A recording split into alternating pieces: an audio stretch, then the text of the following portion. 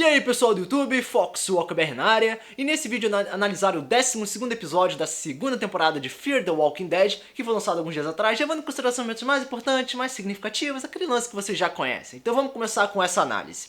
Então, esse episódio se focou novamente em dois grupos distintos, que mais ou menos é como é que tá a divisão mais ou menos da coisa, mas antes de falar de grupos assim específicos, vamos falar da temática geral, não é? O início do episódio já mostrou uma situação de conflito entre dois grupos diferentes. Só que nesse caso não envolveu nenhum personagem principal, foi apenas uma família que estava tentando sair de Tijuana. Então essa exclusividade de foco foi o que trouxe uma certa diversidade chamativa pro episódio. Então já considera aí um ponto positivo para não ter aquele clichêzinho de focar sempre nos protagonistas e tudo mais, apesar dos personagens estarem focados em certas comunidades. E uma outra coisa também é que tivemos finalmente o foco no passado da personagem Luciana, que ela começou a ter uma certa atenção nos últimos episódios, né? Ela chegou mais ou menos uns 3 episódios atrás, então foi bom ver um pouco mais de transparência em relação ao passado dela, como é que ela mudou, se tornou o que ela é agora. Claro, não tivemos uma visão 100% da coisa, mas pelo menos já é como posso dizer, um fragmento pra gente entender um pouco da construção da personagem. Então já é uma coisa bastante positiva aí o episódio. Então o episódio se resumiu, pelo menos nesse grupo, em relação a uma certa investigação em busca da família que desapareceu, a questão do farmacêutico tentando talvez manipular as pessoas, mas não ficou muito claro isso, ou tentar trazer a paz e confiança pra elas, pelo menos pro povo de Tijuana.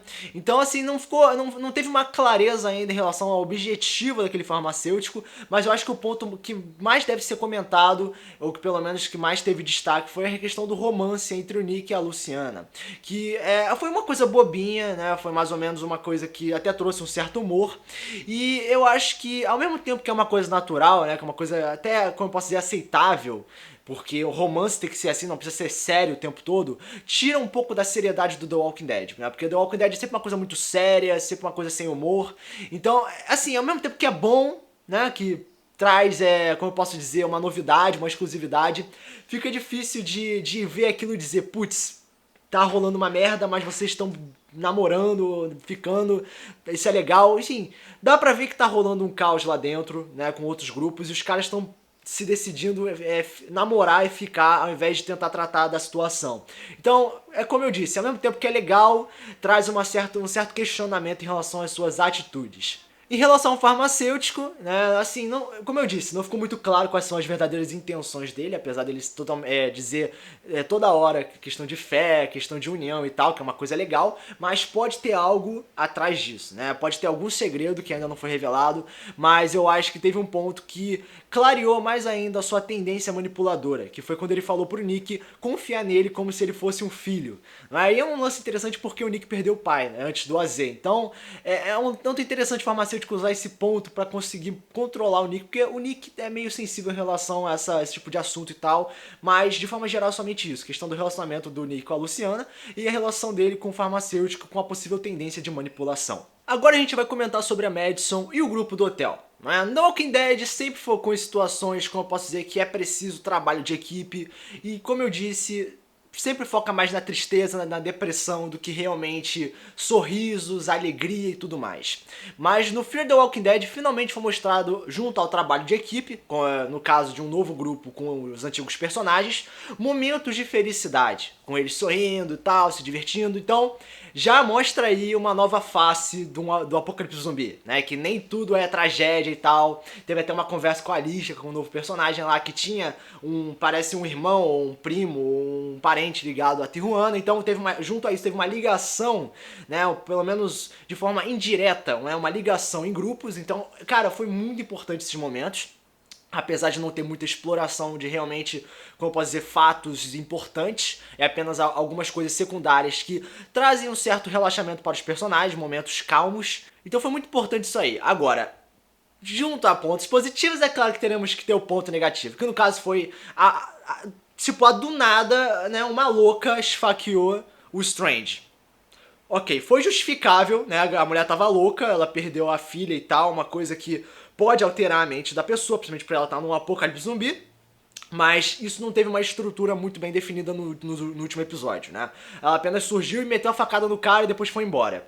E o mais impressionante não é apenas o processo transformativo da personagem, mas sim que o cara levou a facada, foi colocado na cama, começou a ter seus ferimentos tratados e não teve nenhuma preocupação por parte dos personagens. Eles estavam conversando de uma forma rápida, como se tivesse, como posso dizer, buscando como posso dizer, apressando os objetivos, né? Acelerando o processo de busca, e as conversas foram realmente calmas, mesmo um cara podendo, sabe, tá perdendo sangue e tal. Então foi realmente conversas bobas, uma coisa meio clichê, uma coisa meio rápida, forçada, só pra dizer, olha, precisamos de um problema aqui, então vamos colocar uma louca pra esfaquear o negro e pronto, vamos fazer isso. Então, esse lance da mulher louca que esfaqueou o cara, realmente eu não consegui levar muito a sério esse momento. Realmente me incomodou um pouco, porque eu não vi muita preocupação com a seriedade, o realismo com essas cenas. Principalmente a conversa, né? Eles estavam conversando enquanto o cara tá perdendo sangue. Conversas bobas, rápidas, e eu falei, cara, não, muda isso que tá estranho. Ok, mas junto a isso, né, depois tivemos uma colisão mais direta entre os grupos, com os traficantes no meio, com aquele supermercado e tal. E no final das contas tivemos a questão da Alicia. A questão da Alicia, ela, no final do episódio, a Alicia acabou explicando um pouco mais da sua capacidade de independência, principalmente da ausência da mãe, o que foi tratado de forma natural, o que eu achei muito perfeito, a forma como ela demonstrou essa emoção, como ela explicou essa questão, e até funciona como uma estruturação da personagem no passado, né? Porque isso, desde a primeira temporada a gente percebe que a Alicia é um pouco mais independente do que o Nick, porque o Nick sempre foi uma pessoa muito dependente, principalmente por ser ou ter sido um drogado, então isso ajuda em visualizar melhor a construção da personagem. E no final das contas, né, a Madison acabou voltando pro hotel com as drogas, os medicamentos e tal, e tivemos uma conversa rápida, mas bastante pessoal com ela, junto com a filha. Eu, pessoalmente, não consegui levar a sério aquela cena. Eu não consigo levar a sério a atuação da Madison, pelo menos da atriz que faz a Madison, nem da Alicia. É sério. A Alicia pode ter demonstrado a questão de dependência, pode ter explicado um pouco da sua história e tal, uma coisa legal, bem feita, mas eu não consigo ver muita capacidade de atuação em relação a essas duas personagens, né? E junto àquela troca de luzes, só vi isso, só vi a troca de luzes de forma geral, não vi realmente muita seriedade ou como posso dizer, muito realismo em relação a essa postura de se expressar.